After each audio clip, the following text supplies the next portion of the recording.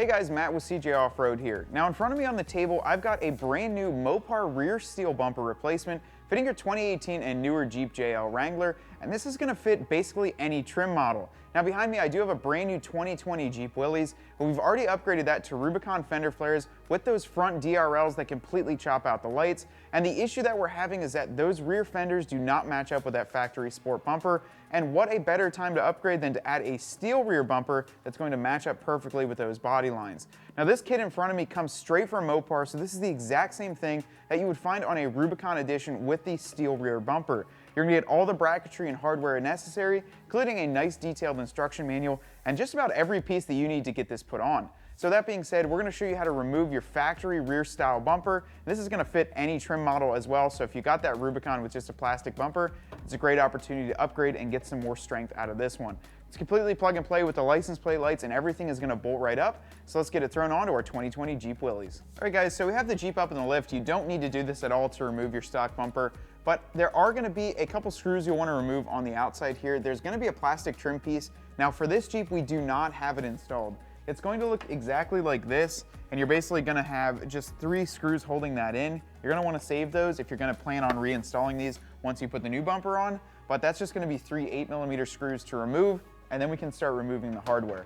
Since we do have mud flaps on here, we never had them on, but what we're going to do now is there's 2 on the inside right at the frame rail, and then there's also 2 right up here. Grab yourself a 16mm socket and go ahead and pull these off. You will want to keep these because we will be reusing them. And then there's going to be 2 more 16mm bolts that thread into the rear plastic bumper to hold the bracket that actually just holds this whole cover on. So we'll see how loose we can get them before we can remove them by hand.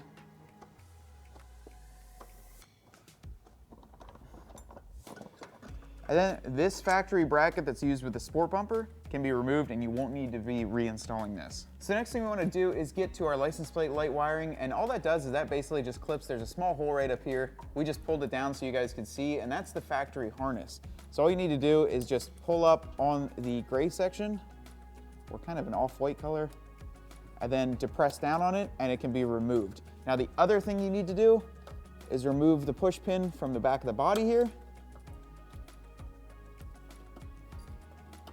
so that way it's not hanging onto the bumper once we go to remove it.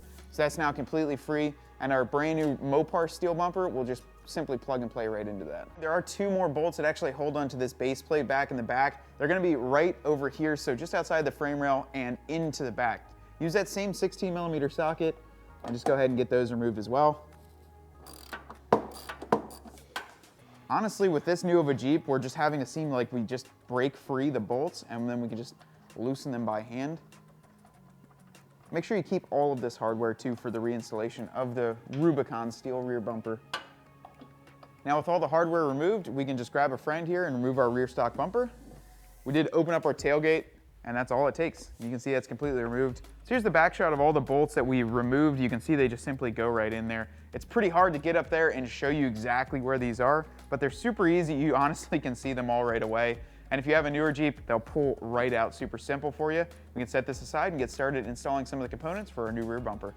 Now that we have our rear stock bumper removed, you're going to get 2 of these nut inserts. Now there's going to be a hexagon shaped cutout on both sides of here. And what you'll do is simply slide those in, and they'll perfectly fit into the hexagon shape. And then you're going to hold them up and tighten down one of the included bolts. Now what that's going to do is actually compress the back end of that, turning it into a nutsert so it stays up into the location. So we'll go ahead and get both of these done first here. We'll show you how to do it. Basically, all you need to do is slide that in, grab your bolt like this, go ahead and grab our socket. It's going to be a 16mm, and we'll just slowly tighten this up. Now what this is doing is turning the backside and actually compressing it. You can see it's already starting to hold, so that way this turns into a nutsert. And what a nutsert is basically just a nut embedded into a piece where you can't access into the back. So it gives you a nice clean nut there that you'll never have to worry about getting to the backside.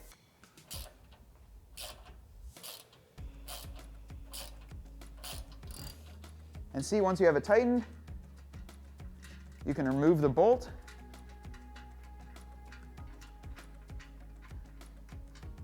And I've got a nice clean nutsert there that you don't have to worry about, and you can just simply thread this on. and get it tightened up. Now go ahead and grab someone that you can deal with. Now go ahead and grab a buddy, and you're gonna go ahead and set this up into place. And you're gonna try and align those two studs. And then go ahead and put the included nuts on the backside.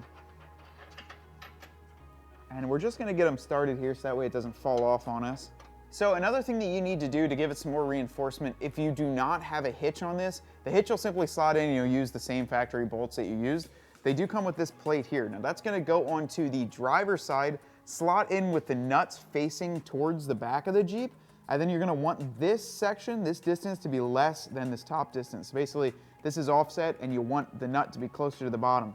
It'll simply slip in behind the bumper, and then we have two included bolts. Right here's one of them, and that's gonna come in from the back side and go into this to give you some more structure. So that's just gonna slide right in here like so. And luckily there is enough of a gap for us to do it. And then these bolts are going to slide in from the back side. Okay, can we get it then?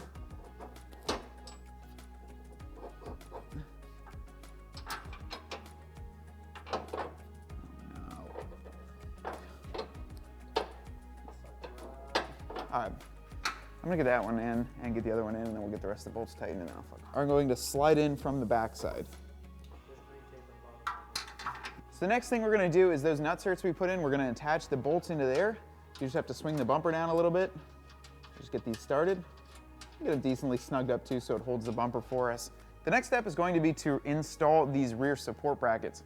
Now they sit just like this, and with the steel rear bumper, these are actually gonna be the exact same for both sides. So there's not a individual one for each side. They actually both say right-hand steel and left-hand steel. So at first, Brendan and I were kind of confused because he said he had the right-hand side, and then I looked and I had the right-hand side, but they say both, so they're gonna be a universal fitment. What you're gonna use is use those bolts that you removed earlier, and go ahead and slide that up into place.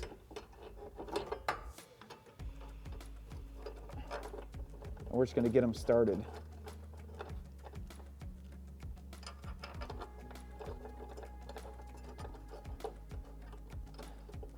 Now I like to get everything started before I do a final tight down.